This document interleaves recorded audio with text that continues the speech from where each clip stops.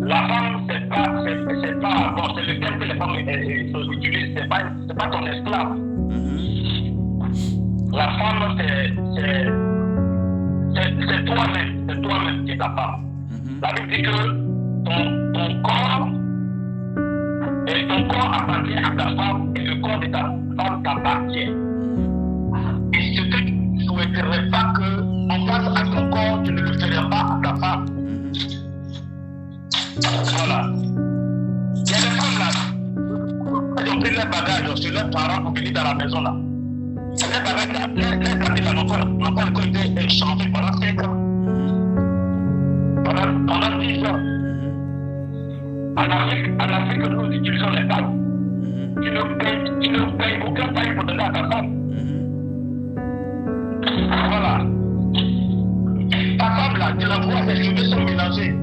Mais tu attends qu'elle te dise d'abord, il faut me donner l'argent pour que je puisse m'intéresser avant que tu me donnes de l'argent. Mais il s'agit d'encourager, tu dis non, elle va se faire parce que c'est la femme, elle va se soumettre. Mais elle va finir par utiliser le terme d'esclavage. C'est ça.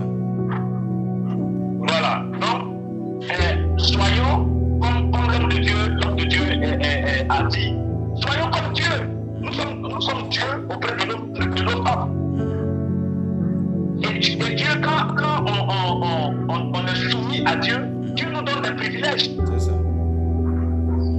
Mais les femmes là, elles se soumettent. C'est déjà même se soumettre là, c'est déjà accepté dans ta vie là. La femme, c'est déjà soumise. Voilà. Mais elle t'a accepté dans ta vie. Ou bien elle a accepté de rentrer dans ta excusez-moi, dans ta misérable vie. Elle a accepté d'entrer. C'est déjà de la soumission. C'est ça. Mais qu'est-ce que toi tu lui as apporté après? C'est ça. Tu lui as montré un homme violent, un homme qu'on doit écouter, un homme, c'est celui qui dit et qu'on ne le contredit pas. Et bon, après, tu veux t'attendre à qui? La femme, elle multiplie tout à 7. C'est ça. C'est que tu lui dis je t'aime, elle multiplie ça à 7. Si tu lui dis tu es la plus belle, elle multiplie ça à 7. Et dans ta bouche là, tout ce qui sort, c'est des méchancetés. Bon, la femme aussi, elle multiplie ça. Voilà, c'est ça.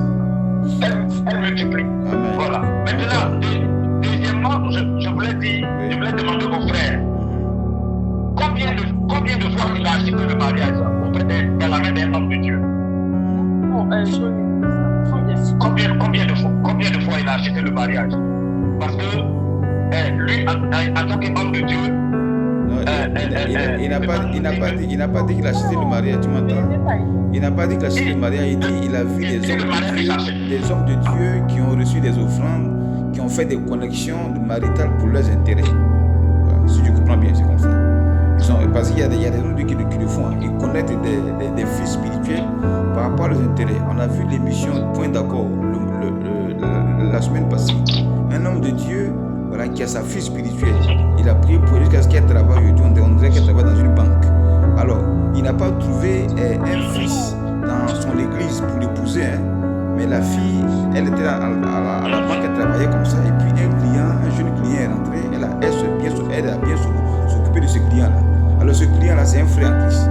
Donc il a aimé la manière, la soeur a accueilli la banque. Il a commencé à parler avec elle d'amour.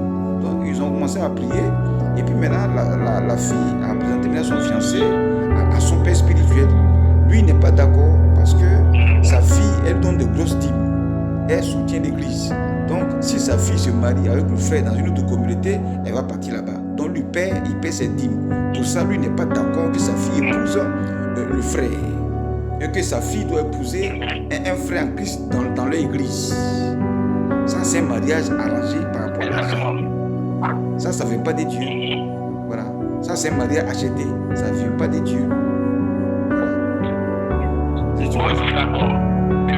Dans ce sens-là, c'est dans le personne qu'on les appelle par le nom de Dieu. Voilà. La plupart des districts. Voilà. La plupart des districts. C'est ça. Celui qui est du royaume, on est le règlement du royaume. Voilà. Voilà, celui qui connaît le règlement du royaume. Et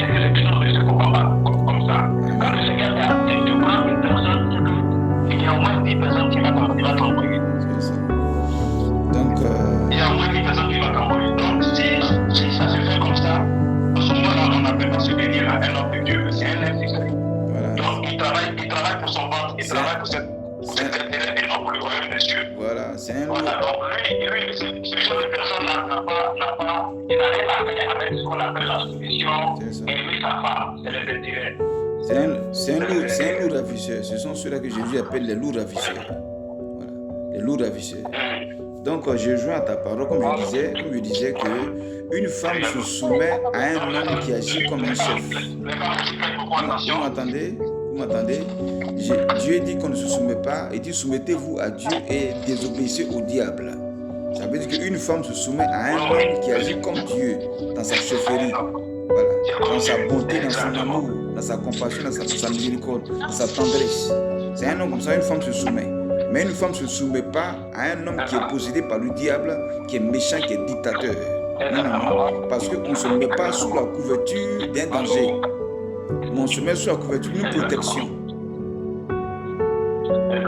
Voilà. Donc les femmes comprennent la soumission, c'est te mettre en dessous d'une protection d'un chef. Voilà. Où tu te sens à l'aise, c'est là que tu te mets en soumission. Comme Jésus a dit que là où se trouve ton trésor, là sera ton cœur. Là où tu te sens en sécurité, c'est là que tu vas te mettre pour te protéger. Voilà.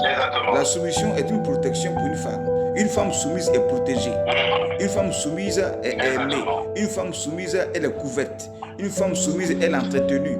Une femme soumise, elle a des câlins, de l'affection, de la tendresse. Elle a de l'affection de l'homme.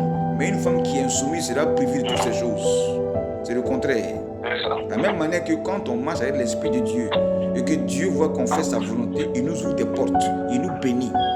Même quand tu pries pour un malade, où il y a un cas incurable, tu demandes à Dieu de le guérir, Dieu va guérir la personne à cause de ta soumission. Mais quand tu marches en désobéissant à l'Esprit de Dieu, le Seigneur se retire. Voilà pourquoi il s'est retiré de Saül. Il a privé la couronne à Saül, il a enlevé la couronne pour la donner à un autre. Voilà.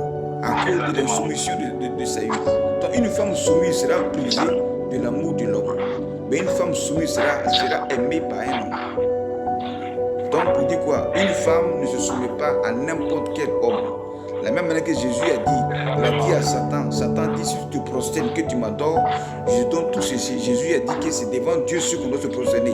Ça veut dire quoi? C'est devant Dieu seul et puis un homme qui agit comme Dieu qu'une femme doit se soumettre.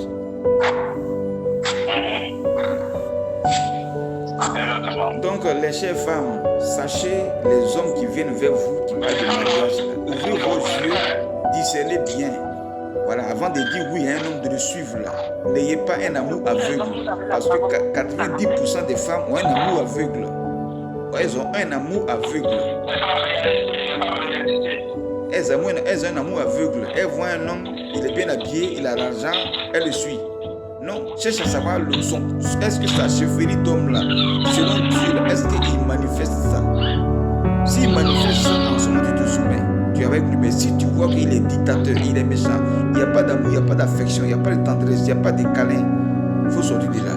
Parce que, comme j'ai dit, on ne va pas se mettre sous un danger. Un danger n'est pas une protection, un danger est une destruction. Oui. Allô? Oui. Allô? Oui, vas-y, on t'écoute. Allô? Oui. Allô? Vas-y, on t'écoute, il faut parler. Allô? Parler, vas-y.